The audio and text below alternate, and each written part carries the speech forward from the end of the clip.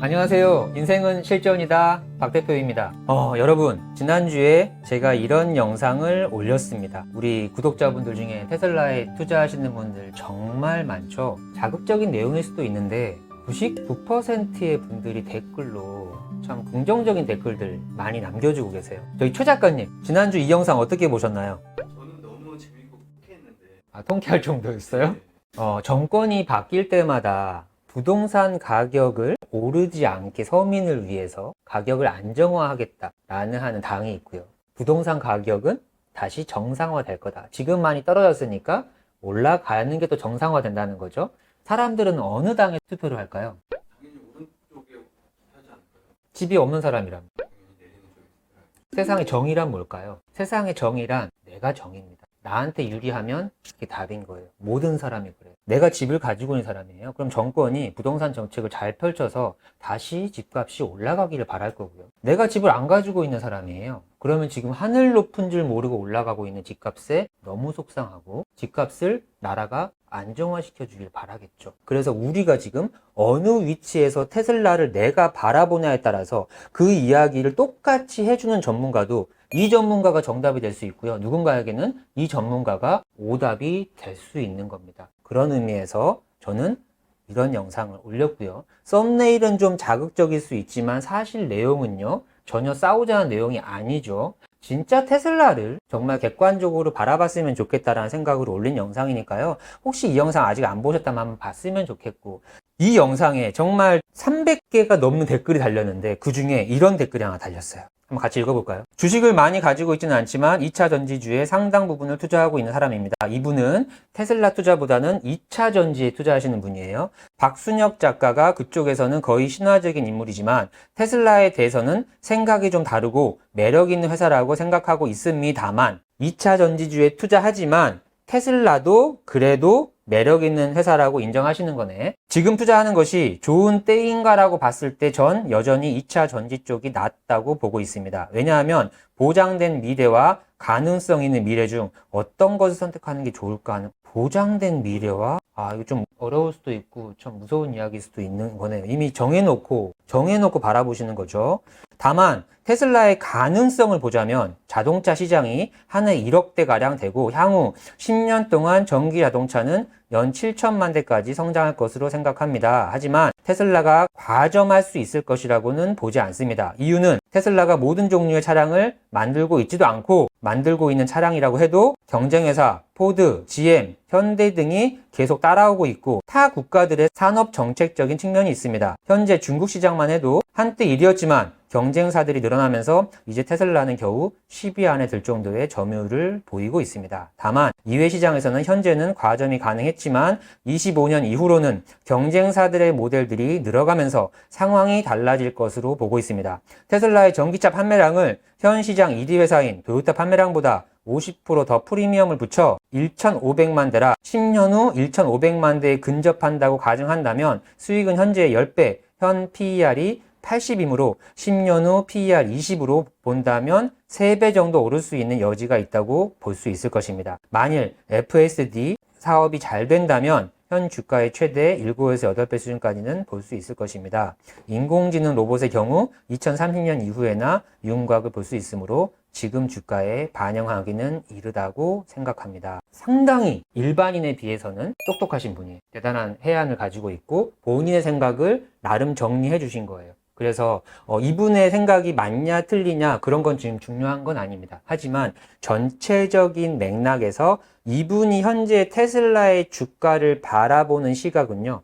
자동차 회사예요. 자동차 회사로서 분석을 한 내용을 댓글로 올려주신 겁니다. 제가 여러분들하고 늘 자주 하는 말 있죠. 테슬라가 전기차 잘 만드는 회사였다면 테슬라 투자도 하지 않았을 거고요. 지금 이 유튜브 채널은 없습니다. 그래서 우리가 테슬라라는 회사에 대해서 좀 더 시각을 넓혀서 알아볼 필요성이 있다고 생각했습니다. 그리고 이분이 언급하신 저 작가님이 바라보는 테슬라를 자동차 회사로 국한된 의견들이 있기 때문에 현재 주가가 고평가돼 있다고 많이들 생각하는 것과 반대로 반대의 구루가 있습니다. 이 구루를 여러분들에게 오늘 소개해 드릴 거예요.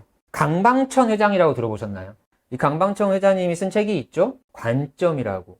관점을 어떻게 두냐에 따라서 완전히 이야기가 달라진다는 뜻입니다. 이 강방천 회장님과 존리 대표의 양대 산맥이 있어요.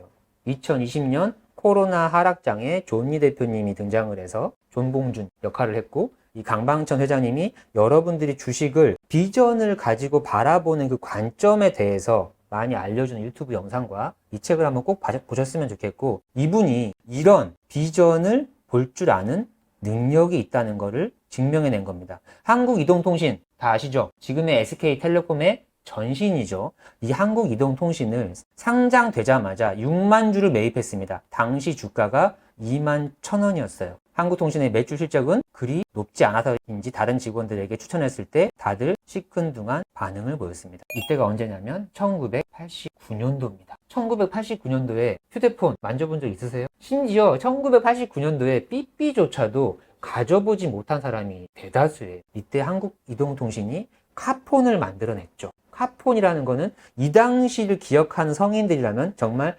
충격적인 제품이 나온 겁니다. 우리가 집 밖에서는요, 누구랑 절대 연락할 수가 없는 세상이었잖아요. 그런데 카폰으로 이동을 하면서 모바일로 누군가하고 통신을 한다? 이거는 혁명인 거죠. 이때 이 회사를 알아봤던 겁니다. 이렇게 해서 이 주식을 6만 주를 매입을 했는데, 한국이동통신의 주식을 파는 시기는 휴대폰을 살 때쯤으로 잡았다. 휴대폰을 살 때쯤이란 건 뭐냐면 일반 사람들이 너도 나도 휴대폰을 편하게 살 수 있는 시대가 되면 이때는 사이클이 고점에 올라왔다라고 생각을 한 거예요. 그래서 1995년도에 한국이동통신 주가가 76만 원으로 올랐답니다. 6만 주를 2만 1,000원에 샀는데 76만 원에 매도를 했답니다. 이거를 정리를 해보면 한국이동통신 89년도에 주가 2만 원일 때 6만 주를 매입을 합니다. 총 투자 금액은 12억이에요. 그리고 95년까지 이걸 보유하고 있다가 주가 76만 원일 때 매도를 했다고 가정을 하면 456억이 됩니다. 40배. 누구보다 관점을 가지고 미래에 30배, 40배 될 기업을 알아보는 거. 이미 모든 사람이 다 알아볼 때는요, 3, 40배 수익을 가져갈 수가 없었겠죠. 89년도에 누구보다 먼저 알아볼 수 있는 능력 가졌던 분이었던 겁니다. 이 글을 어제 우리 커뮤니티에 이런 글을 우리 다현님이 올려주셨어요. 강방천 회장, 테슬라 이해 대단하다. 이해라는 거는 이 사업에 대한 이해겠죠. 진성 테슬라에게는 익숙한 얘기들이지만 제도권에서는 오히려 테슬라를 제대로 이해하는 분들이 매우 드물다. 기존 패러다임의 관성에서 벗어나 새로운 구조를 받아들이기 쉽지 않기 때문이다. 기존 패러다임의 관성, 내연기관차, 그냥 자동차 회사로 보는 그 관성이겠죠. 그런 면에서 나는 강 회장님이 그 연세와 경력을 감안하면 정말 대단하다고 본다. 테슬라들도 참 대단하다. 이런 트윗이 올라왔던 겁니다. 이렇게 해서 이 강방천 회장님이 테슬라에 대한 이야기를 했어요.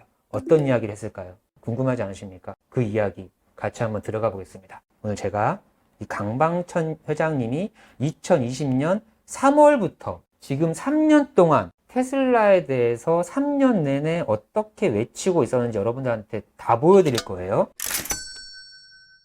첫 영상부터 시작합니다. 우리는 결국 어떤 사람이 무슨 이야기 했을 때 그거에 대한 옳고 그름을 판단한다는 거는 그 순간에 한마디만 가지고는 판단하기가 어렵잖아요. 하지만 3년이라는 시간 동안 지켜봤는데 이 사람이 하고 있는 이 메시지가 일관성이 있다. 그리고 그 사람의 과거의 연역들이 우리를 납득할 수 있을 만한 신뢰감이 있다라 그러면 얘기가 달라지겠죠.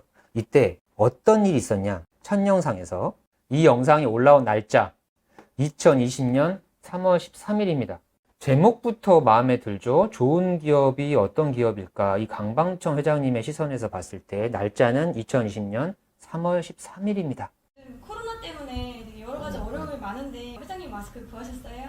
예전에 있던 거 그냥 쓰고 있어요. 사람 많은 곳 이런 데를 못 가겠어요. 영화관이나 여행도 못 가겠고 건강도 걱정인데 요즘 소비가 줄고 금융위기가 돌아왔다는 의견이 참 많아요. 이제 회장님께서는 예전에 2008년과 2011년 금융위기 때마다 좋은 대응 방안을 말씀해 주셨어요.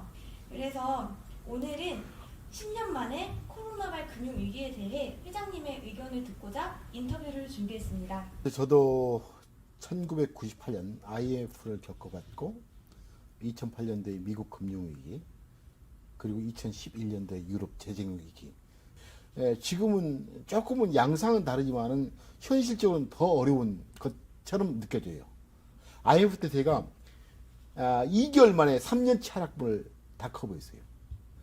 2008년 미국 금융위기 때 가입했던 분들이 3개월 사이에 수익률이 마이너스 40%. 그때 그러니까 투자가들이 공포스러워서 우리 펀드를 다 환매해요. 제가 한 편의 편지를 썼죠. 인내의 끈을 놓지 맙시다. 라는 제목으로. 그 다음에 2008년 10월 끝나고 11월, 12월 한 4개월 사이에 40% 원본 손실이 바로 회복돼요. 한국만 오면 그 멋진 주식과 그 멋진 펀드가 그 아픔을 주는 상처의 수단으로 돼버리거든요. 펀드 하지 않겠다. 주식 물만 먹어. 그러죠. 저는 늘 버렸는데. 아마도 그 차이가 뭘까라는 것은 좋은 것과 오래 함께하라. 그래서 저는 투자자들한테 늘 그 주식과 펀드에서 우리가 왜 손해 봤을까라고 한번 좋은 것인데 너무 짧게 투자하는 거예요. 기다리지 못하고. 한 2% 먹었다고. 1% 먹었다고.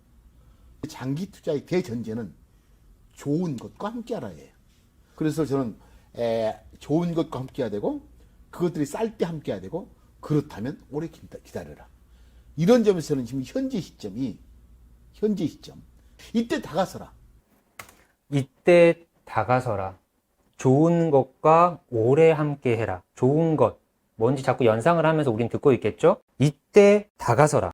이때가 언제입니까? 2020년 3월 13일. 지금 이 영상이 나간 날짜입니다. 2020년 3월 13일. 테슬라가 정고점, 코로나 폭락하기 전고점에 $60가 넘어가던 테슬라가 3월 13일 33달러까지 내려갔고 며칠 뒤에는 최저점인 23달러까지 내려갔어요. 63달러가 23달러. 약 60% 이상 폭락하던 시기입니다. 근데 이때 사라고 합니다. 강방천 회장님. 이때 이후로 어떻게 됐습니까? 이때 제 영상이 나갔고요. 그리고 이런 일이 벌어졌죠. 한국이동통신 2만 원에 사서 76만 원에 판. 평생에서 그런 경험을 한번 하고 나면 정말 시각이 완전히 달라질 거라고 생각되지 않으세요? 이분이 좋은 기업을 싸게 사랍니다. 과연 이분은 어떤 기업을 좋은 기업이라고 할까요?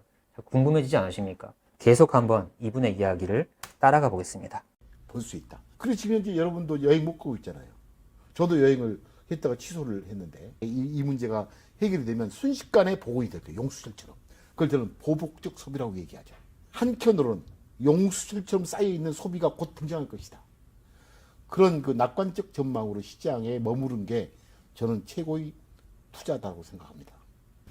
회장님의 말씀을 들으니까 지금이 정말 투자의 적기라는 생각이 들어요. 그렇다면 이건 좀 신의 영역이겠지만 앞으로 코로나19로 인한 경제적 영향이 혹시 언제까지 지속될 것이다 생각하실까요? 글쎄 저는 그 사실 모르죠. 아무도 모를 거예요. 가끔 우리 투자자들이 덜 중요하고 덜 예측 가능한 것을 좋아하는 것 같아요. 그게 뭐냐면 코로나가 언제 끝나죠?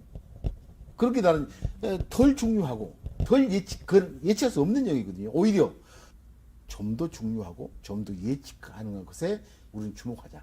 거기에 자원을 쏟자. 그렇게 얘기를 하죠. 코로나 바이러스 때문에 나타났던 이런 최근의 현상에서 투자자들은 오히려 시장에 머물러 있어야 하는 게 제가 어제 편지 썼던 이유이기도 해요. 이렇게 해서 투자자들은 오히려 시장에 오래 머물러 있어야 합니다.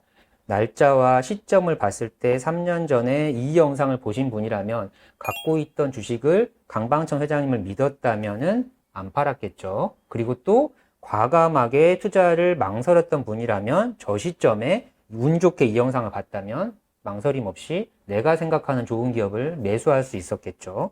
이 이야기가 이제 시작이 되는 겁니다. 그럼 이제 이 강방천 회장님의 영상들을 우리가 하나하나 분석하면서 진짜 이분이 말하는 지금 좋은 기업은 어디일까 한번 따라가 볼 거예요. 세 번째는 위대한 기업을 꼭 우리 펀드에 담아야 된다는 정신, 바로 운영의 원칙을 가지고 출발했고요. 그래서 사실은 이런 원칙 기초하에 이런 게 있어야만이 저는 펀드가 100년 이상 간다고 생각합니다. 하지만 이 정도의 위치 있고 이 정도의 회사를 운영을 하다 보면 위대한 기업을 딱 회사 이름까지 이야기해서 알려주기가 쉽지가 않겠죠. 2008년에 만들었던 이 3대 원칙을 지금까지 지키고 있고 앞으로도 지킬 생각입니다.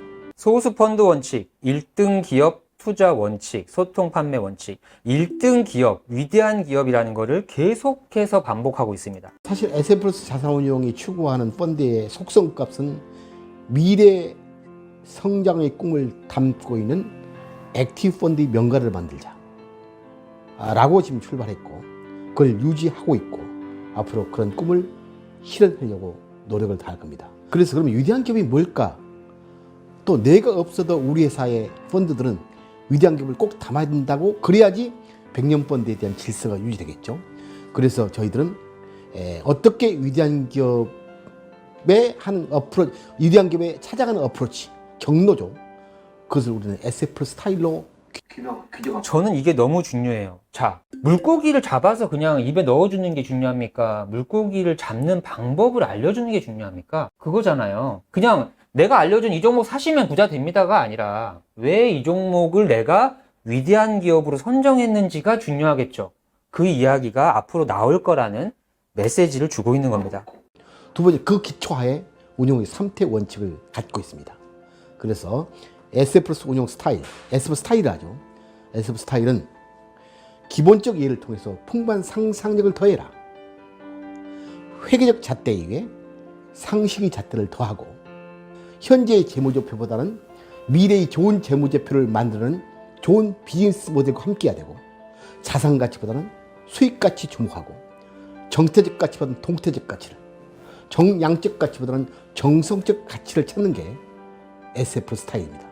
이런 SF 스타일을 기초로 3대 원칙을 만들어서 저희 펀드 매니저가 운영하는 리치트게더 펀드에 운영하고 있습니다. 3대 원칙은 미래의 기업 환경에 적응 가능한 기업으로서 두 번째, 좋은 비즈니스 모델을 갖추고 그리고 불황을 즐기는 소비자가 잘 아는 기업과 함께해서 그런 펀드가 위대한 기업의 기초값으로 얘기하면서 저는 운용의 원칙을 삼고 있죠. 여기서 첫째, 미래 기업 환경이라면 아무리 위대한 기업이라 하더라도 우리는 유유히 세월이 지나면서 많은 좋은 기업들이 사라짐을 받습니다. 그 수많은 질서 속에서 위대한 기업은 늘 바뀌죠. 바로 미래 기업 환경에 적응 가능해야 된다는 운영의 원칙 하나입니다. 두 번째는 위대한 기업이 미래 기업에 적응하는 기업이라는 첫째 원칙 속에 좋은 비즈니스 모델을 갖고 있는 기업과 함께하라. 여기서 좋은 비즈니스 모델에서 이익의 퀄리티죠. 이익의 질. 사실 이익의 질은 우리는 네 가지로 얘기합니다. 이익이 좀 더 지속 가능하고 이익이 좀 더 비변동적이고 이익이 좀 더 예측 가능하고 이익이 좀 더 확장 가능한 이익을 내는 그런 비즈니스 모델을 갖고 있는 것을 두 번째 위대한 기업의 조건, 운영의 원칙을 삼고 있고요. 세 번째로는 세상은 늘 호황과 불황을 반복하죠. 호황과 불황을 반복하는 상황에서 불황 속에서 오히려 비교 여린 경쟁자가 사라지는 국면 속에서 미래의 축제를 준비하는 기업을 저는 1등 기업으로 정의합니다. 또한 바로 소비자의 삶을 지탱하고 소비자가 우리가 투자한 기업의 제품과 서비스를 떠나 살 수 없는 그런 막강한 소비자 장악력을 갖고 있는 회사를 우리는 세 번째 운영의 원칙, 시장 1등 기업과 함께하라 메시지로 3대 운영의 원칙을 갖고 있습니다. 요약하자면 동적 가치를 찾는 SF 스타일의 기초 위에 3대 운영의 원칙을 기초로 위대한 기업을 담고 있습니다. 자, 지금 뭔가 조금씩 좁혀지고 있지 않으세요? 어딜까? 여러분들 물론 다 테슬라라고 생각하고 듣고 계시겠지만 한번 좁혀가 봅시다. 위대한 기업을 그럼 어떻게 찾을까? 자, 이렇게 해서 지금 20년 3월 13일부터 영상을 봤지만 지금 이 영상이 21년 3월이에요. 이제 1년이라는 시간이 지나가요. 우리는 위대한 기업을 끊임없이 찾고 투자 철학을 이렇게 만들어 왔는데 아직까지 회사 이름이 나오지 않고 있죠. 이분이 말하는 그 위대한 기업이 도대체 어딜까? 너무 궁금했습니다. 우리의 삶 속에서 하나는 지갑을 목격하고 지갑, 소비 시작점이죠. 또 하나는 주변에서 목격들은 새로운 인프라스트럭처를 목격하려고 노력한다. 인프라, 사회 기반 시설. 이 두 개에서 길이 보인다. 소비자의 지갑을 열고 사회 인프라를 깔고. 난 이 두 개에서 길이 보이더라. 지갑 속에서 소비가 만들어지고 소비가 만드는 매출, 매출로부터 이익으로부터 가치가 만드는 주가를 우리는 알고 싶어 한다. 그래서 늘 남들의 지갑이 어디로 향하고 있는지 알고 싶어 하고, 두 번째로는 인프라스트럭처가 열리는지 안 열리는지. 중국의 그 공항 활주로가 많이 만들어지면 결국은 뭐 보잉의 비행기 많이 팔리고 여행 많이 늘지 않겠어? 추정의 오류가 별로 없는 게 나는 인프라스트럭처를 목적해서 그걸 해석하는 능력이라고 봐. 그런 점에서 우리가 2008년도에 스마트폰을 새로운 생산했었던 인프라스트럭처를 이제 얘기도 했고, 지금도 우리의 새로운 혁신 기업을 계속 만들어내는데, 자, 그래서 나는 이제 어떤 산업이 등장하면 시작점을 인프라스트럭처로 보고, 끝단은 끝단. 그럼 끝은 뭘까? 언제 끝이 올까? 투자자 입장에서야 주가 상승률의 임계점이야. 나는 시장의 침투율이 어느 정도 마감되면, 그건 지역적 침투율 또는 가입자 침투율, 그 산업적 침투율이지. 얼추 다 알고 있다면 투자자들은 이제 서서히 그 회사의 밸류, 그 사람의 밸류를 주지 않을 수 있겠다라는 생각을 해요. 이렇게 해서 소비자의 지갑을 열 수 있는 회사, 그리고 그 시장의 인프라를 확장할 수 있는 회사라는 키워드를 줬습니다. 2022년 1월이 됐습니다. 아직도 지금 2년이 지났는데도 위대한 기업을 언급 안 해주고 있죠. 우리는 이 업 자체가 없어져야 마땅해. 그 위대한 기업의 주인이 되어 부자로 사는 건 우리의 권리자 의무입니다. 위대한 기업의 파트너가 되는 게 부자들은 아주 신기라고 얘기했잖아. 위대한 기업의 파트너의 방법은 4가지라고 얘기했어. 위대한 기업의 파트너만 되면 부자 되는 가장 쉬운 길이랍니다. 제가 늘 말씀드리죠. 부자 되는 거 너무 쉽다고. 위대한 기업만 찾으면 되잖아요. 근데 파트너가 되는 방법은 4가지가 있다. 위대한 기업의 직원이 되는 것, 위대한 기업의 채권자가 되는 것, 위대한 기업의 거래 관계를 맺는 사람, 동업자 등등, 그리고 주주. 근데 그동안 우리 자본시장에서 30년 동안 동학개미가 있기 전까지는 이것을 반기했지, 많은 사람들이. 늘 부동산. 읽어봐, 마지막 뭐야? 기업의 가치를 소유함으로써 그리고 오래 함께함으로써 그는 현실입니다. 그렇지, 이게 투자자의 자세지. 위대한 기업이 그 권리와 의무를 행사해봤자 오래 함께하지 않으면 의미가 없잖아. 이게 성공 방식이야. 투자의 성공 방정식. 위대한 기업에 대해서 계속 반복하고, 위대한 기업과 함께하는 거 쉽습니까? 어렵습니까? 주주가 되면 되잖아요. 클릭 한 번이면 되는 거예요. 근데 여기에서 오래 함께한다는 것을 자꾸 또 강조하고 있어요. 지금 키포인트가 고작 3가지만 기억하면 되는 거예요. 이제 서서히 윤곽이 잡혀가고 있습니다. 사람들은 다 이제 빠졌고, 많은 사람들은 가치를 보느냐 가격을 보느냐의 싸움 같아. 우리는 사실 올라가는 밸류 속에서 가격은 왔다 갔다 하잖아. 늘 그래. 가격은 우리가 결정을 못해. 시장이 결정의 문제지. 이것만 봐야 돼요. 많은 매니저들은 가격이 올리면 이 밸류 라인도 오를 것도 생각하면 이때 사는 거야. 또 가격이 떨어지면 역거품이지, 역버블. 마치 이것은 잘 가고 있는데 이렇게 떨어진 걸로 생각하면서 팔아버려. 아니면 부들부들 떨든지. 가치를 보느냐 가격을 보느냐 싸움에서 가격은 영원히 볼 수가 없어. 맞출 수가 없어요. 이건 나도 몰라. 중요하지 않아. 가격이 떨어지면 불어난다고 막 그래 해. 우리가 볼 것은 이 가치선에서 삶을 흡수함을 보이고 있는데 가격 떨어지지 않으면 그 좋은 기업을 부도난다고 한 게, 우리가 그걸 믿었다면 팔고 가격고 타입했겠지. 지금 아마도 그 테슬라 같은 회사가 그런 게 아닌가 생각이 들어요. 가치는 보여. 8% 떨어지니까 고용해지면 나쁜 거네. 왜 나쁘지 그게? 이 판매 가격 올리는 게 왜 나쁜 거지? 고용해오고와 판매가 인상을 가치로 해서하면 이게 나와요. 근데 가격을 보면서 그걸 해석하면 거꾸로 결론이 나와. 그럼 이 싸움에서 우리는 승리해야 된다. 우리가 항상 그 SF 스타일로 얘기하잖아. 기업 시가총액, 가격은 프라이스, 수익력 곱하기 PER이라고 얘기하고, 우리는 이익보다 PER의 좋은 비즈니스 모델을 탐구하자. 남들이 어떤 기업을 PER 10을 줬을 때, 아니야. 그 회사의 PER은 이게 확장성과 이게 지속성과 이게 비변동성, 이게 예측 가능해서 이 기업보다 더 높아. 그래서 시장에서 이 기업의 PER을 10 줬을 때 우리는 30 줄 수가 있어. 여러분들이 이런 얘기 많이 들어봤죠. 어떤 기업의 PER이 10이다. PER이 100이나 된다. 이거를 누구를 통해서 듣습니까? 대부분 다 내가 계산하나요? 그냥 어떤 애널리스트가 70이라고 하니까 70 높네요. 대부분 이러잖아요. PER이라는 거는요, 정량적으로만 보는 게 아니라 정성적으로 봐서 앞으로 이 기업의 미래 성장성, 가치, 시장의 확대, 이런 것들을 종합해서 분석을 하게 되면 애널리스트마다 미래의 PER은 다 다를 수가 있는 거예요. 그래서 내가 어떤 PER을 줄 수 있는 눈을 가지고 있느냐에 따라서 이 기업에 대한 해석은 완전히 달라지는 겁니다. 그러면 벌써 3배의 업사이드 퍼센트를 우리는 담고 가는 거라. 결국은 액티브 펀드의 싸움은 현재 흡착되어 있느냐, 미래를 보느냐의 싸움. 좋은 PR이 뭐지? 좋은 비즈니스 모델을 어떻게 설명하지? 진짜야 가짜야? 라고 하는 힘. 처음에 저 자료 미국 S&P 자료를 보면서 저렇게 미국이 10년 동안 금리가 5%대에서 20% 가는 행로 10년의 역사 속에서도 주가 지수 상승한 해가 굉장히 많았구나. 그러면서 동시에 보니까 많이 오르면 많이 빠졌고 또 많이 빠져서 많이 올랐구나. 그럼 지금 뭐냐? 많이 빠졌구나. 곧 가격은 같이 수렴하구나 라는 질서를 움직이는 뿐이야. 저 보면 그렇잖아. 기업 이익이 좋아서 올랐다기보다는 나는 73년 74년에 아르 거품에 대한 이 중립 회계 원칙이야. 그래서 지금 오늘 어떻게 해야 돼? 우리는 이때 가치에 더 천착하면서 떨어지는 프라이스를 보면서 흥분을 해야지. 공포에 다가서자. 그런 메시지의 표 같다. 근데 얘기하면 나만 얘기한다 했어요. 영화 보면 그 주인공이 어떤 사건을 해결하려고 벽에다가 세상의 모든 신문을 다 펼쳐놓잖아요. 그런데 저쪽에 있는 뉴스를 딱 발췌해오고 저쪽에 있는 뉴스를 딱 발췌해와가지고 조합을 딱 해서 어떤 장소를 찾고 범인을 찾아. 그런 것처럼 이 펼쳐져 있는 3년 동안 이 수많은 영상에서 강방천 회장님이 했던 그 모든 이야기를 펼쳐놓고 그 중에 정말 짧게 위대한 기업이 어디에라는 메시지를 주고 있는 거야. 그걸 지금 제가 이렇게 지금 며칠 동안 이 영상을 다 보면서 찾아서 여러분들한테 총정리해가지고 지금 보여주고 있는 영상인 겁니다. 지금 뭔가 좁혀지는 게 보이나요? 지금 이 영상이 중요한 거. 지금 이 영상이 업데이트된 날짜는 23년 1월 10일이래요. 1월 11일 날 업데이트 됐다는 거는 며칠 전에 영상이 찍혔겠죠?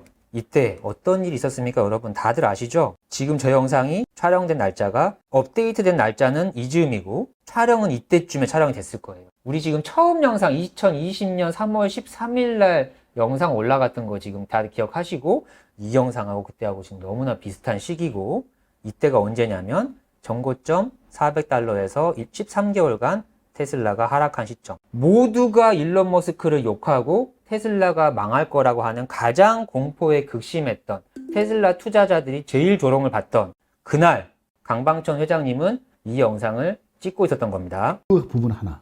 또 하나는 그 테슬라를 보는 본질적 가치. 여기에서 이 두 가지의 싸움에서 주가가 이렇게 떨어진 이유는 최근에 불거진 앨런 머스크의 여러 가지 잡음들, 예측할 수 없는 행동들. 이 부분은 분명히 네거티브한 영향을 미쳤다. 이 부분은 충분히 밸류에이션 또는 가격 형성에 방해가 된다는 것은 나도 인정을 해.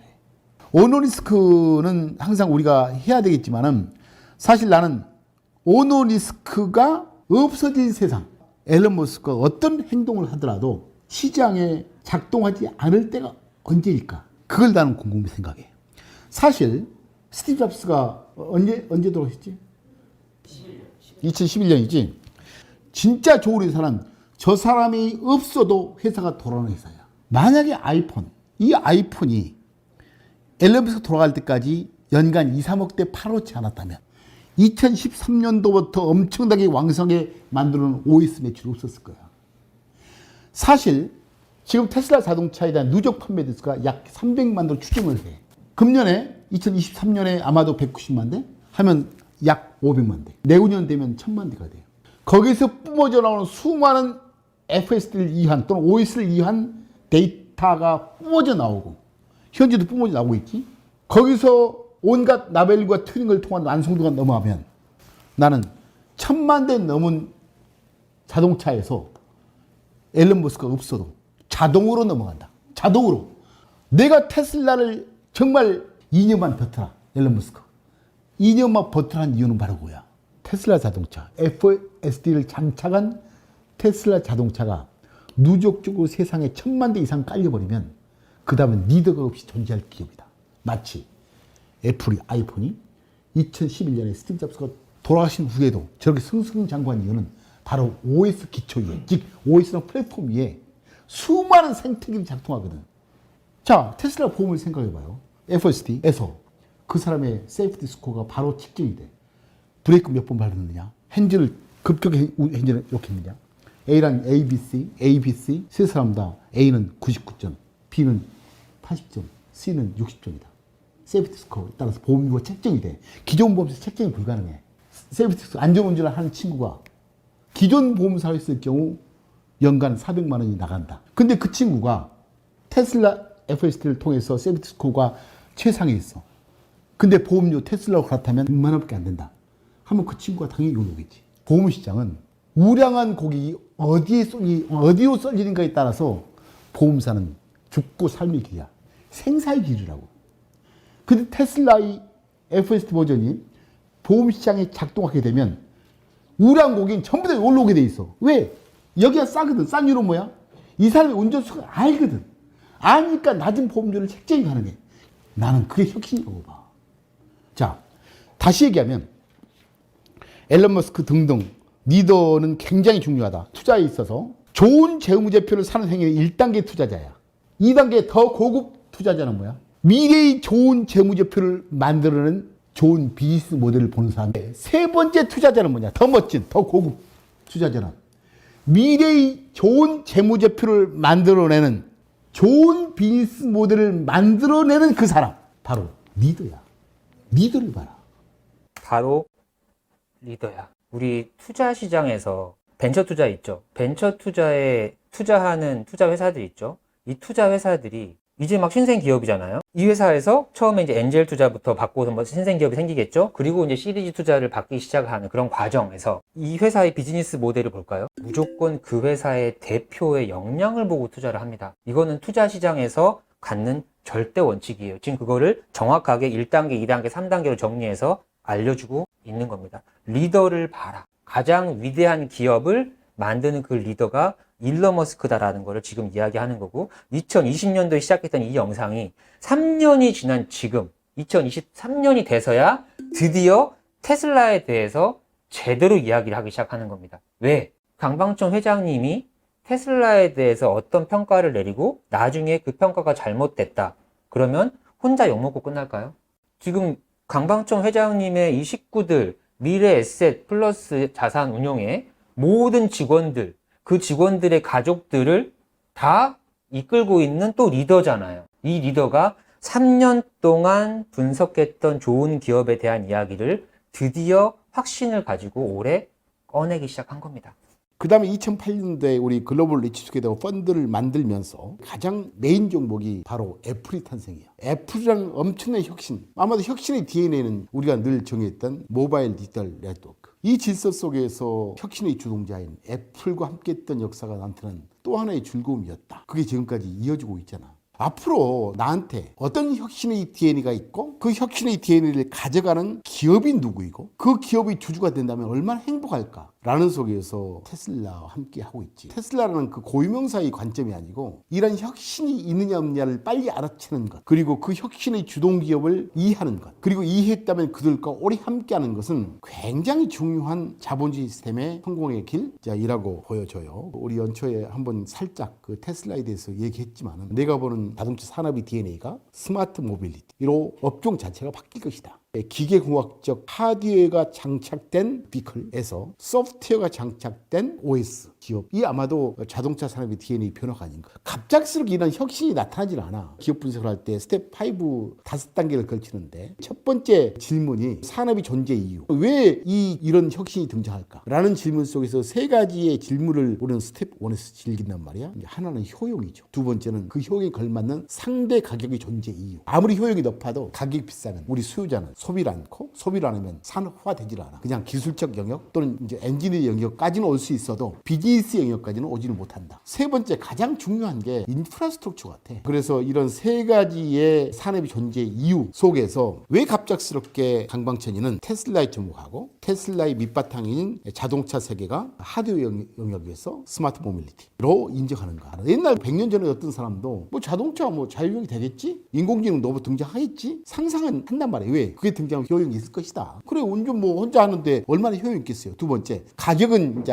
과학과 기술의 진보를 통해서 떨어지겠지. 다만 총매는 바로 인프라스트럭처야. 어떤 인프라가 바뀌었기에 갑작스럽게 자동차는 기계공학적 하드웨어 영역에서 전기전자공학적 소프트웨어 기업으로 바뀔 것이, 이 산업으로 전환될 것인가? 왜 갑작스럽게 인공지능이란 얘기가, AI란 얘기가 들릴까? 아마도 그것은 거대한 데이터예요. 2008년 이후에 스마트폰 질서 속에 이루어진 수많은 데이터는 클라우드 센터가 등장하면서 저장되기 시작했고, 두 번째로 아무리 데이터가 있어도 그 데이터를 처리할 수 있는 컴퓨팅 파워. 그리고 세 번째로는 네트워크망. 자동차를 보면 OTA 많이 있기 때문에 이 세 가지가 없었다면 인공지능 안 돼요. 자율주행 안 돼. 이런 것이 동의한다면 이들 기업의 동행자가 되자. 아마 저 말도 의심해야겠죠. 최근에 테슬라를 보면은 수많은 사건들이 등장하는데 가격의 문제는 저는 잘 모르겠고 최근에 테슬라의 가격이나 아주 적절한 타이밍이 아니겠죠. 과거에 우리는 목격했어요. 1등 기업이 가격 정책을 통해서 과점 이익을 얻었던 역사는 반도체에서 많이 봤죠. 삼성전자가 지금 거대한 메모리 반도체 1등이 됐던 것은 반복적인 호황과 불황 속에서 특히 불황 속에서 2, 3등보다 낮은 원가 경쟁을 가지고 치킨 게임을 이끌어서 제 기억으로 2006년부터 2009년 사이에 그때도 제가 이런 얘기를 했어요. 우리가 1등 기업 논리를 만들 때 논리였는데 시장이 불황일 때 시장에는 단일 가격이 만들어지면 3메가 D램이 주력 반도체인데 약 4불에서 2불 이하로 떨어졌던 것 같아요. 제 기억에는 2불 이하로 떨어질 때 삼성전자만이 이론적으로 1.99불이다 원가가 2등 기업조차 2.01불이다. 2등을 살짝 손해보게 만들고 1등 기업은 살짝 이익을 보게 하는 가격선이 있다면 나는 삼성전자 대주주라면 2등 기업까지도 적자를 만들어버리는 게 아마도 1등 기업의 아주 중요한 전략이거든. 그때 많은 투자자들은 왜 가격을 내리지? 라고 얘기할 거예요. 근데 1등 기업의 주주는 그때야말로 2등 기업조차도 숨을 죽여버려요. 그래서 그때 삼성전자가 거대한 직계의 승자가 돼서 그때 당시 키몬다, 대만의 나냐라든가 수많은 기업들이 그때 사라지면서 2007년도 반도체 경기의 불황이 시작되기 전에 마켓 셔가 40대 초반에서 60%까지 올라가는 그런 경험 속에서는 1등 기업의 아주 중요한 논리를 그때 만든 적이 있어요. 또 하나가 아마도 1993년도에 필립 모리슨 유명한 담배 회사가 네이롤즈 등등 다른 그 경쟁사보다 월등히 높은 매출액 총이익률을 가지고 가격을 20% 인하하면서 2등 기업을 사실 시장에서 거의 매길 못쓰게 하는 역사를 우리는 목격했고 애플조차도 1등 전략을 구사했던 때가 2007년 9월 초순 때 수많은 스마트폰 시장이 바로 등장하면서 커질 때였어요. 모토로라, 노키아 등등 회사가 스마트폰 시장에 같이 들어오면서 현재 전기차의 등장했던 시장일 때 그때 영업이익률이 애플이 30대 중반 나머지 2등 회사가 20% 초반 이럴 때 막강한 원가 경쟁력을 가지고 애플이 그때 스마트폰을 30% 가격을 하루 사이 인하했던 적이 있어요. 599불짜리 스마트폰을 399불로 그 다음날 주가가 하루에 25% 떨어지는 그러니까 사실 1등 기업이 주주라면 아주 멋진 전략이에요. 그런 것을 우리는 최근에 테슬라를 보면서 1등 기업이 얼마나 훌륭한 지위를 갖고 있는지에 대한 얘기를 하고 싶고 더 중요한 것은 테슬라는 하나의 혁신이 아니고 너무너무 많은 캐테고리를 갖고 있다. 전기차 시장의 혁신 커브 하나가 시작됐다면 나머지는 에너지의 저장과 방전, VPP, 버추얼 파워플랜트, 전력 메커니즘까지 하는 혁신을 추구하는 하나 또 로봇, 인공지능 로봇이에요. 이런 로봇도 있고 이런 로봇도 있겠죠. 챗 GPT라는 인공지능이 있을 것이고 테슬라가는 로봇이 있을 것이고 다른 회사 청소기 로봇도 있을 것이고 로봇이 굉장히 중요한 혁신의 하나일 것이다. 근데 인공지능 로봇의 본질이 뭘까라는 고민을 해보면 인풋은 두 가지예요. 전기 에너지와 데이터예요. 아웃풋은 뭐냐? 역학 에너지와 특정 목적의 기능이 나오고 역학 에너지, 힘이죠 힘. 챗 GPT는 로봇은 아니에요. 로봇이 개념적 정의로 노동력이란 것이기 때문에 로봇은 역학의 에너지로 나와야 돼. 그러니까 챗 GPT를 내가 무시한 게 아니고 그건 다른 영역이다. 인공지능 영역은 맞는데 둘 다 아웃풋의 관점에서 봐서는 로봇은 아니고 역학 에너지와 특정 목적의 기능을 수행하는 것. 이러한 점에서 나는 테슬라에 엄청난 가치가 있다. 왜냐하면 내가 좋아하는 FSD는 이론적으로 도로를 주행하는 인공지능 로봇이다. 전기 에너지를 싣고 거리에 있는 수많은 데이터, FSD를 통해서 데이터를 개더링하고 처리했던 기록이 1억 마일의 데이터를 잡아서 인공지능으로 처리해서 학습과 추론이죠. 역학 에너지와 길을 움직이는 기능이 뭐예요? 운전이죠. 운행. 그런 점에서 이것은 기능만 다른 걸로 바꾼다면 되는 거예요. 그래서 나는 테슬라가 몇 개월 전에 로봇을 가지고 등장했을 때 테슬라를 인공지능 로봇의 진정한 승자다. 그리고 벌써 기능이 운행으로 한정된 인공지능 로봇이 지금 시장에 움직이고 있다. 그런 점에서 최근에 테슬라의 1등 기업 전략은 과거에도 항상 늘 매출액 총이익률 또는 원가율이 우세한 그러니까 수익률이 우세한 기업들의 전형적인 전략이다. 최근 데이터에 의하면 작년도 전 세계 자동차 기업들의 한 대를 팔았을 때 주요 자동차 회사의 마진을 보면 테슬라가 한 대 팔았을 때 $9,000가 이익이 나요. 그 다음으로 GM에 2,150불, 그 다음에 포드, 폭스바겐 등등이 1,000불, 어떤 회사는 10,000불 났을 때 테슬라의 1등 기업 전략은 너무 유효한 전략이다. 근데 이러한 전략이 앞으로도 가능할까? 혹시 가격을 더 이상 내릴 필요가 없을 정도로 테슬라의 그 생산량이 현재의 가격 인하로만 해도 만든 것은 다 팔 수 있는, 그렇다면 매출 증가율은 50% 되겠죠. 상해 생산 캐파가 120만 대, 기가베를린하고 기가텍사스가 금년에 부산에서 50만 대 수준, 프리몬트가 약 50만 대로 생각 200만 대인데, 근데 생산 캐파보다 덜 팔려서 재고가 생기면 가격을 또 내리면 돼요. 또 내릴 수 있는 근거는 뭐냐? 일단 다른 회사와 다른 이 원가 경쟁력을 갖고 있는 게 첫째, 생산 공정의 혁신이에요. 다른 회사는 용접을 수백 번 하는데 기가프레스, 본네트도 1층이죠. 제조 공법의 혁신. 두 번째는 직판이에요. 판매 방식이. 그러니까 테슬라의 가격 인하가 바로 고객한테가 이번에 5,000불 뭐 3,000불 인하야? 그날 고객한테 가격 인하 가는데 전통적인 간판은 세일즈맨이 그 마진 하락을 먹어버릴 수도 있어. 세 번째로는 자동차 생산 원가의 상당 부분을 차지하는 배터리 내재화 문제, 그리고 또 FSD 같은 또 다른 소프트웨어를 무료로 줌으로써 나는 테슬라의 가격이나 정책은 아주 1등 기업으로서 너무너무 훌륭한 전략이고, 미래는 디자이너 고용하고 배터리 사와서 누가 만들어도 결국은 그 차에 OS를 어떤 거 써요? 라는 질문을 소비자 할 거예요. 나는 테슬라 FSD OS를 쓰고 있어요. 어떤 회사는 웨이모고,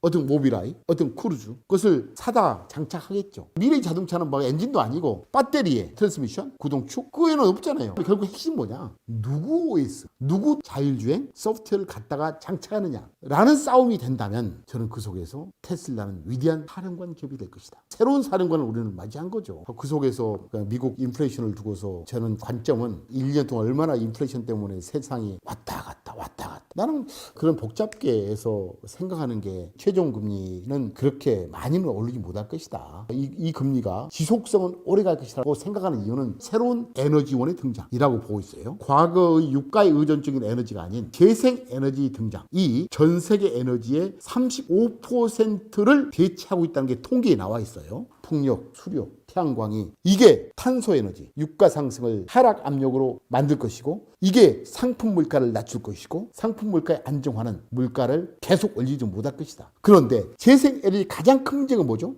간헐성 에너지예요. 태양이 많으면 전기가 많이 생산됐다가 너무 많이 생산되면 버려버리는, 풍력도 마찬가지고. 그런데 현재 35%의 에너지 부담률인 재생에너지조차도 많은 부분의 에너지 저장을 못하니까, 에너지 저장 장치가 옆에 붙은다면 유가의 하락을 만들어낼 것이다. 실효적 에너지를 만드는 회사가 누구냐? 바로 테슬라예요. 작년에 테슬라가 3가지 에너지 저장 장치를 전 세계에 지금 뿌리고 있어요. 파워월, 가정용 에너지 저장 장치, 상업용 메가팩, 테슬라 자동차에 실려있는 100kW 배터리. 이 부분은 두 가지 방향에서, 하나는 전 세계적 유가를 하락으로 견인하는 굉장히 중요한 요체. 왜? 새로운 에너지원에서 버려버린 에너지를 여기 담을 수 있는 비크를 지금 뿌리기 시작했다는 거죠. 그러니까 우리가 사용하는 테슬라 전기차도 사실 에너지를 담고 있는 하나의 비클이다. 이 세 가지를 통해서 탄소 에너지 의존적인 경제 구조가 바뀌기 시작한 것에 불을 붙이는 거고, 또 하나는 테슬라 자체가 버추얼 파워 플랜트, VPP 사업이라죠. 담았던 전력을 방전하면서 저장됐으니까 필요할 때 전력을 주는 거예요. 그런 속에서 테슬라의 혁신을 보자. 그것 말고도 수많은 서비스 매출이 있을 것 같아요. 테슬라 봄도 미국에서 지금 시행하고 있는데 작년 매출액이 약 3억 달러로 추정이 돼요. 세이프티 스코어, 리얼타임으로 이 사람의 운전 습관을 데이터로 계산해서 나 같은 경우는 스코어가 굉장히 낮을 것 같은데. 그냥 넘어갈 문제가 아니죠. 지금 이 이야기들이 2023년 7월 28일 테슬라 실적 발표를 보고 강방천 회장님이 영상을 올렸습니다. 그럼 좋은 비즈니스 모델은 무엇이고 결국은 그것은 또 누가 만들까? 나는 좋은 리더가 만든다. 좋은 리더의 이제 3가지를 내가 보는데, 통찰의 문제. 미래를 잘 봐야지. 두 번째는 통찰력만 있어서 안 돼. 통찰 있으면 뭐하냐? 추진을 해야지. 추진력이야. 통찰만 있으면 망상가 이거는. 뭐 사람을 땡기고 현재 재무제표에 손상이 있더라도 미래의 좋은 제표를 만들기 위한 행위라면 주주의 반대를 무릅쓰고도 추진을 해야지. 이 길이 맞다면. 그것도 통찰의 전제 속에서. 그 다음에 사업 욕심, 의욕이 있어야 돼. 사업 의욕이 왜 중요하냐면 가끔은 회사가 이 수직선이 아니지, 왔다 갔다 하는 거지. 만사가. 우주의 태생 자체가 파장이잖아. 빛도 파장이잖아. 이제 왔다 갔다 할 때, 힘들 때 욕심, 사업 의욕, 탐욕이 아니야. 힘들 때 그걸 극복하게 해줘. 오늘 테슬라 얘기를 하려고 하는데, 테슬라의 일론 머스크도 한때 사실 너무 힘들었잖아. 뭐 나는 내 책에도 나의 4개의 그 스승이 있다고 했는데, 내 책에 관점이란 책에 네 분의 스승이 있다고 했답니다. 그때 이제 스티브 잡스를 세 번째 스승으로 내가 얘기했고, 또한 글로벌 디지털 펀드의 주요 주력 종목인데 우리가 2009년부터 애플을 샀죠. 최근 5년 전부터는 테슬라에 대해서 굉장히 많은 신심을 갖고 있는데, 그 이유는 그분이 아마도 리더의 3대 자질을 갖고 있고, 그 속에서 그 이유는 하고 방금 뭐라 했냐면 그분이라고 했어요. 다시 한번 들어볼까요? 좋은 비즈니스 모델을 추구하는 그런 기업으로 나는 주목을 하고 있어요. 그래서 이번 재무제표를 볼 때도 나는 크게 재무제표를 안 봐요. 다만 내가 그 기업의 주주가 되려고 했을 때 초기의 신심, 나는 왜 이 기업의 주주가 됐을까? 수많은 고민에 지금 분기마다 발표하는 이 숫자가 내가 초기에 세팅했던 값에 훼손이 안 된 숫자라면 나는 계속, 우리 매니저도 그래요. 분기 실적 발표된 매니저들이 이번 주부터는 바빠요. 분기 실적 때문에. 그때 항상 하는 얘기는 숫자에 속지 말아라. 이 기업의 주주가 돼서 1년 전, 2년 전, 3년 전에. 근데 매 분기마다 숫자에 속기 시작하면 너는 한없이 처량한 존재이다. 만약에 그 숫자가 이익이 가미되더라도 초기에 세팅됐던 이 기업의 길, 즉 비즈니스 모델에 더 강화시킨 힘 속에서 나왔던 이익이 훼손이라면 더 살아. 하지만 이익이 늘었다 하더라도 그 늦는 이익이 우리가 초기에 세팅했던 좋은 비즈니스 모델을 훼손하면서 이익이 늘었다면 때려치워라.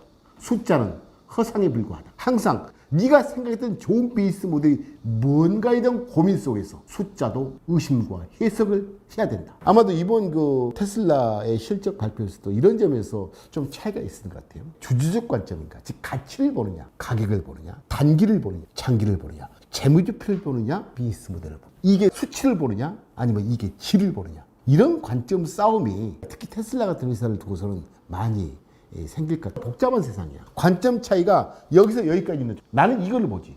미래, 좋은 비즈니스 모델, 통찰의 영역. 어떤 분이 여기를 볼 수도 있어요. 그래서 오늘은 이런 점에서 테슬라를 얘기하고 싶은데, 사실 테슬라뿐만 아니고 나는 어떤 회사였으면 좋을까? 미래.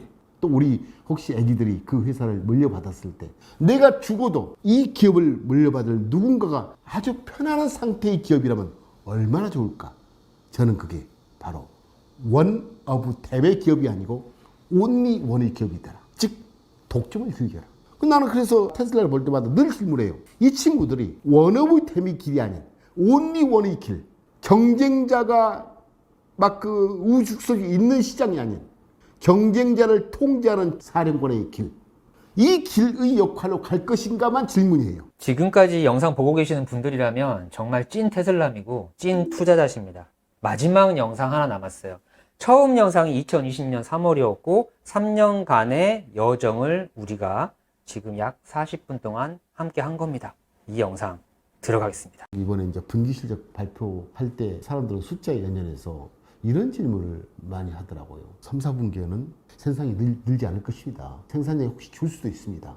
두 번째로는 가격이나 가능성. 이 두 가지에 대해서 사람들은 초점이 있는데, 나는 1년 전부터도 사령관이 되는 길이라면 모든 것을 포기해야 된다. 단기 이익률을 포기해야 된다. 자동차의 자율주행은 사실은 너무너무 힘든 길이에요. 챗GPT가 6개월 만에 나온 것은 다른 의미로는 다른 회사도 6개월 만에 만들 수 있다는 의미이기도 해요. 공짜가 없죠. 2017년에 테슬라가 FSD를 처음으로 시도한 것 같아요. 그 후에 포드가 테슬라가 하니까 아르고 AI이라는 회사에 포드도 한번 해보겠다 해서 아르고 AI를 인수하고 거기에 돈을 집중 투자하면서 자율주행 시장에 뛰어들었죠. 아르고 AI는 1년, 2년 후에 폭스바겐도 주주로 참여하면서 두 개의 내연기관 최고 두 개 기업이 결국은 2019년도에 청산을 한 전례가 있어요. 그만큼 어려워요. 하지만 나는 이 가능성을 열어둔 이유는 바로 그거예요. 우리는 항상 기업을 분석할 때 그 사람이 존재할까? 그 사람이 진짜 존재할까? 라는 스텝 1. 우리는 기업을 5단계로 항상 분석을 하죠.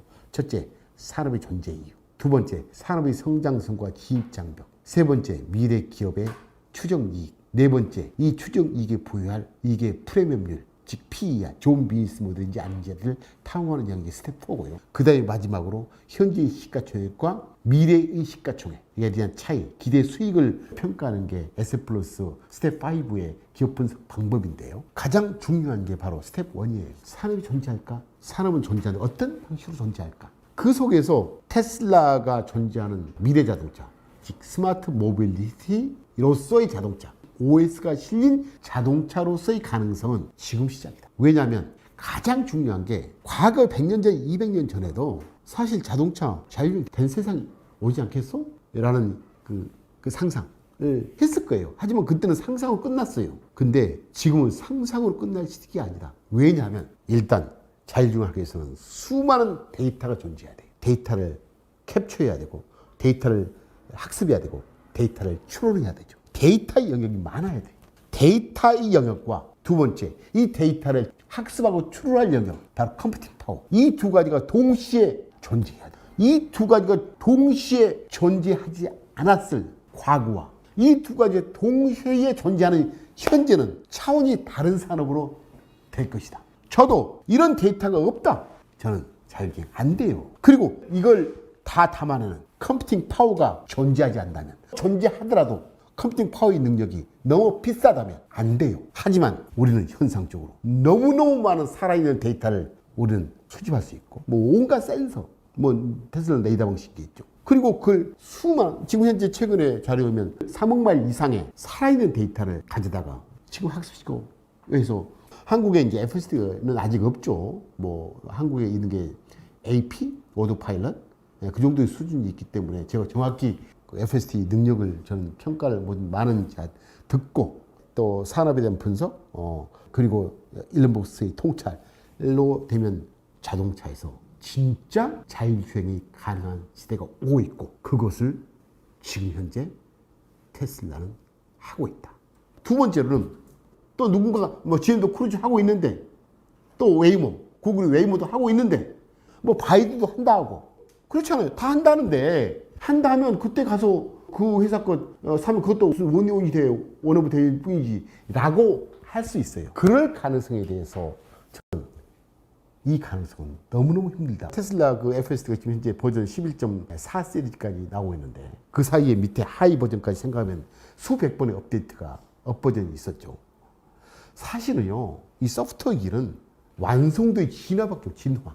사실 애플 iOS 1.0 나왔을 때 끝이 아니었잖아요. 저는 애플 iOS도 나는 버전이 지금 14, 15 나온다잖아요. 어쨌든 완성도의 게임이다, 이게. 다만 먼저 이 수많은 완성도를 진행했던 친구들을 제조업처럼 누군가 갑작스럽게 애플로 그동안 고생했어, 내가 이걸 차지할게, 결코 되지 않는다. 시간의 역사, 누적적인 완성도이기 때문에 남들이 못하듯이 바로 이게 서비스. 더더욱 OS 영역에서는 사실은 너무너무 어렵고, 누군가 한 번 시작된 길을 누가 못 가져가요. 테슬라가 자율주행 한다는데 2017년 시작해서 2019년 끝났다, 완성됐습니다 하면 저는요, 그 주식 안 사요. 왜냐하면 2년 만에 끝낼 사업 영역이라면 다른 회사는 1년 만에 끝낼 수 있고, 또 다른 회사는 6개월 만에 끝내서 3, 4년 후에는 수많은 기업이 존재해요. 어려워야 돼요. 어려워야 돼. 너무 우리가 지금 탱고픽, 우리가 이제 인공지능으로 포트폴리오를 분석하고 수많은 끼를 찾아서 그 끼에 맞는 그 포트폴리오 분석과 운용을 하는 탱고픽을 2017년부터 6년째 됐거든요. 지금도 힘들어요. 나는 지금도 힘들어서 옆에 승분해. 지금 현재 데이터 누적 마일로 봤어도 구글 웨이모 그리고 GM 크루즈 안 돼요. 데이터 양도 그렇지만은 데이터 퀄리티, 데이터 웨이모라든가 크루즈는 사실은 살아있는 데이터라고 보기 힘들어요. 특정 지역 내에서, 특정 시간대에서, 특정 속도를 제한하는 한정된 조건에서 나온 것하고, 테슬라의 FSD 살아있는 데이터, 즉 조건이 있는 데이터냐, 조건이 없는 데이터에서 달라요. 실제로 운영하고 있는 사람들의 인풋이 이 회사의 데이터 내지 학습과 추론에 또 다른 도움을 줘. 그래서 나는 제3자가 FSD라는 하나의 공장을 공짜로 만들어주는 거예요. 다른 회사는 제3자가 그 공장을 만드는데 기여를 않고 있어요. 그리고 애플이 이 시장에 뛰어든다 해도 저는 안 된다. 왜? 애플의 OS는 생명과 관련이 없는 일이에요. 이거는 생명과 관련 일로서 수많은 살아있는 데이터의 충돌 작업을 통해서 완성도를 만들어내지 그냥 손가락 핸드폰 안 된다. 그래서 저는 너무 어려운 길이고 나는 더더욱 테슬라가 힘들었으면 좋겠어. 그 의미는 다른 회사는 더더욱 뛰어들지 못한다. 바로 그 의미는 독점성을 담보해요. 독점성. 시간의 진입장벽은 역사의 문제이고 우리가 지금 프랑스 역사를 카피 못하잖아요. 샤넬의 역사를 카피를 못하고 롤렉스 역사를 카피를 못해요. 제조를 하겠죠. 바로 그만큼 시간의 진입장벽을 갖고 있는 회사는 대단한 회사예요. 그런 점에서 저는 이 독점성에 대해서 너무너무 중요한 밸류를 줘야 된다. 그래서 이런 독점성을 이제 기초로 나는 이게 완성이 되면 그 완성이란 게 존재하지 않는다. 왜? 완성도의 진행률만 존재하기 때문에 완성이 된다는 그 의미는 영원히 존재하지 않아요.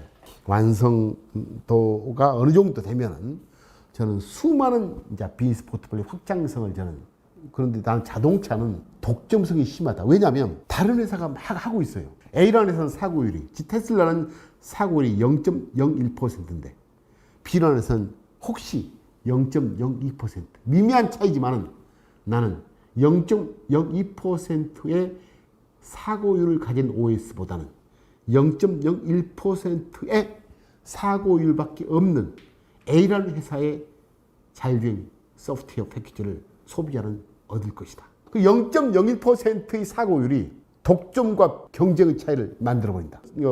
스마트폰이든 PC든 간에는 사고가 생명이랑 관련이 없기 때문에 사실 좋고 나쁨이 그렇게 선택하는데 독점을 만들지는 않아요. 근데 나는 자율주행 소프트웨어만큼은 생명과 관련된 OS이기 때문에 외면당한 소비자를 얻기 위해서는 무조건 안전도가 가장 높은 OS를 사서 끼야 돼요. 끼야 돼. 나는 그 길에서 테슬라 FSD가 단연코 1등이고 그 길을 하고 있고 그 길은 너무 어렵고 이 길은 거의 독점성을 담보하고 있다. 마치 코카콜라 원액을 미국 코카콜라 본사 가지고 있어요. 한국에는 뭐 현재 LG 생활건강이나 거기서 그 코카콜라 바틀링을 하죠. 원액 사다가 섞어서 팔죠. FSD도 전부 다 테슬라가 사다가 장착하는 라이센싱 방식으로 자동차는 움직이다고 나는 이제 보는데 세 번째로는 FSD 깔리게 되면 자동차 운전자의 모든 습관을 알게 돼요. 리얼타임으로. 이 사람이 이 사람 왜 급브레이크를 자주 와? 이 사람 왜 이렇게 급커브를 하지? 그걸 오늘 세이프티 스코어를 FSD는 계속 측정을 하는데 그 세이프티 스코어가 좋은 친구들한테는 보험료를 파격적으로 낮춰주는 테슬라 보험을 지금 현재 하고 있죠. 그 의미는 뭐냐면요. 이 보험사, 테슬라라는 회사, 보험사죠. 이 테슬라라는 보험사는 모든 사람의 운전 습관, 그로부터 유발되는 통계를 알고 있어요. 보험은 통계 장사예요. 통계야. 그 통계를 알고 있으면 이 친구들은 거의 무사고일 가능성 있는 친구한테 낮은 보험료를 얻어. 그러면은 테슬라 보험 가입자는 전부 다 전 세계에서 가장 우량 고객만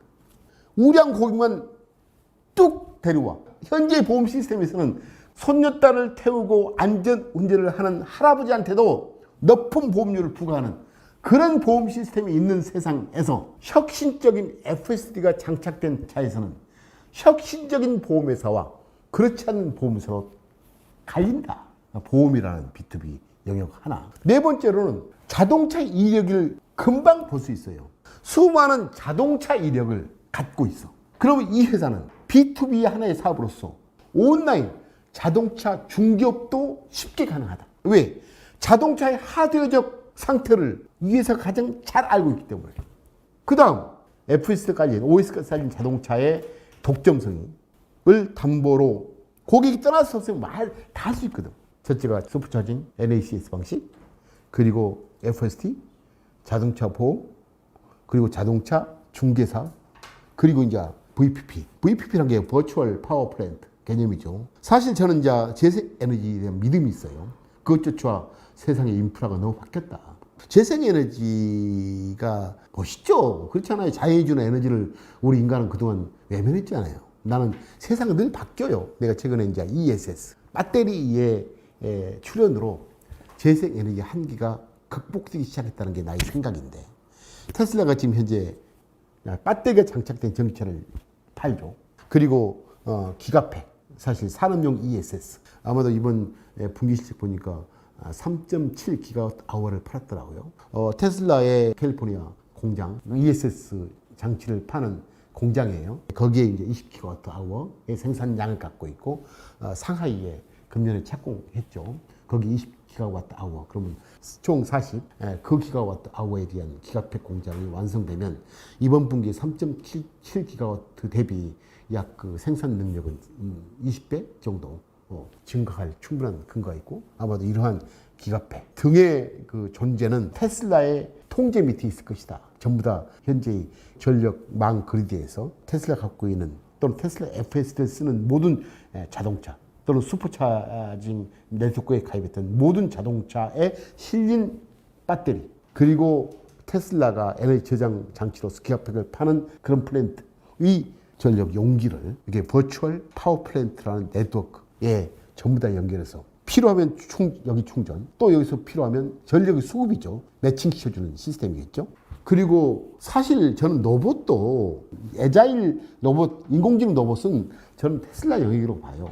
나머지 영역, 주어진 변수가 단일하고 변하지 않는 변수를 인풋 받아서 역학 에너지로 바꾸는, 그거는 뭐 독일 회사, 뭐 그런 회사들이 하겠죠. 저는 로봇이 뭘까, 또는 FSD가 뭘까, 저는 똑같다. 개념적으로. 저 조물주가 보면 자율주행 FSD가 운행하는 자동차 또한 로봇이에요. 저 하늘 1000km 상공에서 사람이 타지 않는 자동차가 혼자 가고 있어. 자율주행 로봇이지. 다만 운행하고 있는 자율주행 로봇 애플과예요. 그러니까 테슬라의 FSD의 현재 진화 과정은 기능형 로봇, 인공지능 로봇을 지금 만들고 있다. 똑같은 거예요. FSD가 달린 테슬라 차는요, 그건 운행하는 인공지능 로봇이요. 가장 어떤 어려운 로봇이에요. 그 어려운 로봇도 완성했다면 다른 인공지능 로봇은 그냥 하는 거예요. 왜냐하면 로봇이 뭘까? 아무도 아니야. 똑같이 데이터를 써요. 데이터라는 음식물을 섭취해야 돼. 그리고 이 데이터를 소화시키는 컴퓨팅 파워가 존재해요. 이 속에서 하나의 기능만, 너는 뭐 해? 너는 운전해? 너는 뭐 이 얘기해줘. 너는 뭐 식당에 가서 저 사람 주문 좀 받아와서 뭐 좀 해줘. 기능과 데이터와 컴퓨팅 파워만 있으면 거기에 역학 에너지가 나오는 역학 에너지. 로봇은 힘이니까. 그런 점에서 인공지능 로봇은 사실 테슬라는 너무너무 쉽게 할 영역이다. 여러분들 3년간의 이 강방천 회장님의 테슬라를 바라보는 관점을 지금 긴 영상으로 확인하셨고요.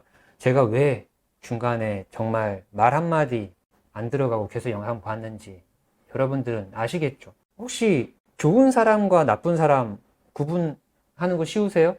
근데 어떤 사람은 좋은 사람과 나쁜 사람을 구분하는 능력을 남들보다 뛰어나게 바라본 사람이 있을 것 같지 않으세요? 내가 사물을 판단하는 이야기를 들을 때요, 그 사람의 눈빛과 표정과 말투와 제스처와 그 사람이 쓰고 있는 단어까지도 분석하면서 듣다 보면 옳은 이야기를 하고 있구나, 나쁜 이야기를 하고 있구나 알 수 있습니다. 오늘 강방천 회장님의 이 큰 화면에서 눈빛과 표정과 말투와 제스처 어떻게 느껴졌습니까? 삼국지에 진짜 장수를 알아보려면 그 부하 장수를 보라는 말이 있습니다. 부하 장수의 능력이 너무너무 뛰어나잖아요. 그러면 그 상위의 장수가 능력치가 부족해. 그럼 이 부하 장수가 그 장수를 모시고 있을까요? 비범한 능력을 갖고 있는 부하 장수는요, 비범한 능력을 갖고 있는 자기 상사를 알아봅니다. 강방천 회장님, 여러분이 봤을 때는 비범한 능력을 갖고 있는 사람으로 보이십니까? 아니면 그냥 유튜브로 보이십니까? 이런 분이 4명의 스승을 모시고 있고 가장 마지막 최근 4번째 스승을 일론 머스크, 그분으로 인정하면서 3년 동안의 이 영상으로 본인이 왜 그렇게 생각하고 있는지를 증명하는 영상들을 여러분과 함께 했습니다. 이런 와중에도요, 이런 댓글이 올라옵니다. 머스크가 주둥아리에 주가가 왔다 갔다 거짓말을 밥 먹듯이 하는 것도 팩트고요. 같은 일론 머스크란 사람을 누군가는 주둥아리라고 표현을 하고요, 누군가는 그분이라고 표현합니다. 과연 진짜 비범한 사람을 알아보려면 나 스스로가 먼저 비범한 사람이 돼야 된다는 말이 있거든요. 어떤 사람이 비범한 사람일까요? 오늘 테슬라 커뮤니티에 재미있는 글이 하나 올라왔어요. 이제 테슬라 차 인수하고 1년밖에 안 됐는데 큰 단점이 생겼답니다. 내용을 보니 이분이 2022년 9월부터 올해 8월까지 딱 1년이죠. 1년 동안 19,000km를 달렸답니다. PD님, 1년 동안 19,000km 많이 달린 겁니까? 적게 달린 겁니까? 통상적으로 평균은 조금 많거나 뭐 이전에는 1만 정도 탔대요. 예전 차에서는. 테슬라를 사고 나서 거의 2배 이상을 달렸다고 합니다. 엄청 돌아다녔대요. 그런데 본인이 쓴 금액은 61만 2천 원 썼답니다. 2만 킬로를 가까이를 달렸는데 60만 원을 충전비로 썼답니다. 이걸 휘발유차로 적용을 하면 200만 원 정도가 나가야 하는 거리고요. 이거에 대해서 다른 분들이 댓글을 달았는데 보증이 4년인데 8만인데 2만도 못 쳐오셨네요. 분발하십시오.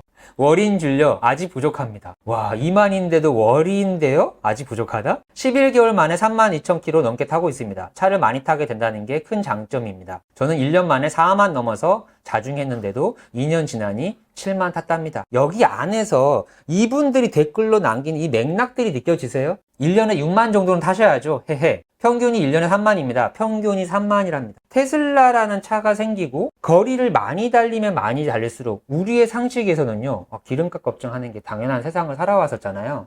이분들은요, 테슬라를 타고 더 많이 다니고 더 많이 여행 다니고 충전비에 대한 걱정은 오히려 안 하고 너무나 여행을 즐겁게 다닌다는 것들이 댓글로 반증이 되고 있습니다.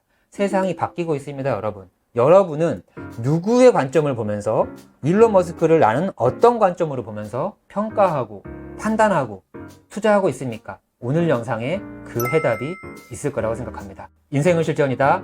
박 대표였습니다. 감사합니다.